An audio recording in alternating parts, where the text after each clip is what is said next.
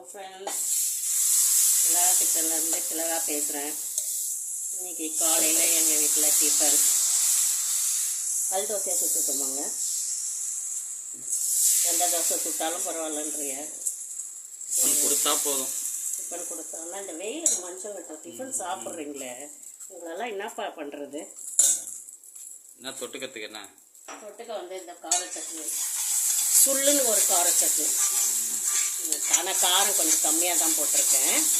ஆனால் நல்லெண்ணெயில் கொஞ்சம் வதக்கிடுறேன். அப்புறம் உங்களுக்கு தோசை கார சட்னி, எனக்கு வாவ் வாவ் ப்ராடக்டா? வாவ் ப்ராடக்ட் இல்லை, கேழ்வரகு கூழ் வச்சுருக்கேன். எனக்கு இதுவே போதும், எனக்கு சாப்பாடே வேணான்னு. அதனால உங்களுக்கு வரைக்கும் தோசை. அவள் மொறுமொறுன்னு கேட்பா, நீங்கள் அது வேண்டான்னுவீங்க. சரி, உங்களுக்கு கொஞ்சம் முத்தாக ஊற்றிட்டு அதுக்கப்புறம் மொறுமொறுன்னு ஊற்றுறேன்.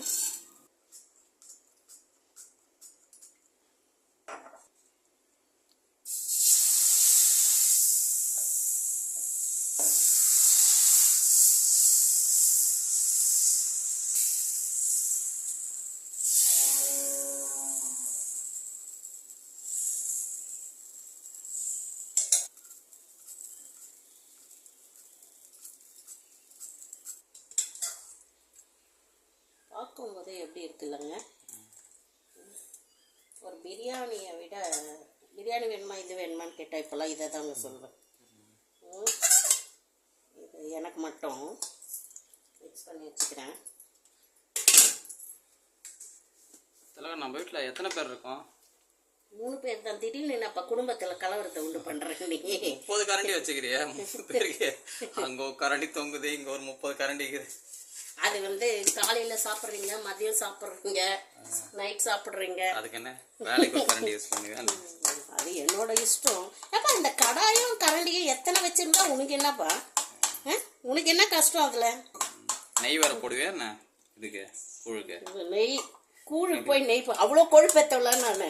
எவ்வளோ கொழுப்பு இருக்காங்க உங்களுக்கு. நெய் பாட்டில் பாருங்க காலி ஆயிடுச்சு. உன் பொண்ணுக்கு கீ தோசை தான் வேணுமா? ஒரே அடம் பண்ணுறா, எனக்கு தெரியாது. போய் நெய் வாங்கிட்டு வாங்கணும். இப்போ ஒரே சண்டை போடுவோம்.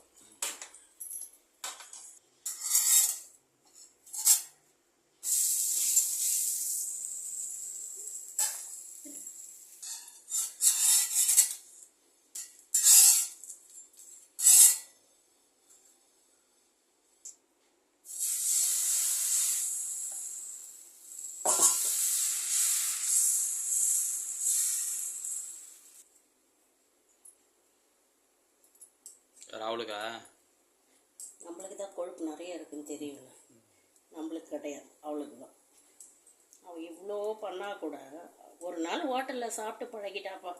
அதுலேருந்து ஒரே ஈ தோசை தானே அந்த அம்மாவுக்கு. சரி, அப்படியாச்சும் குண்டாகட்டும், கொஞ்சம் எண்ணெய் கொஞ்சம் அடிச்சுக்கிறேன்.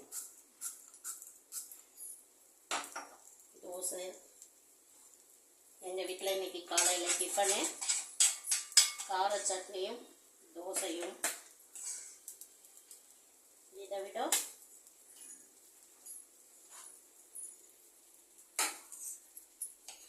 கூழும் கார சட்னி, இது எனக்கு.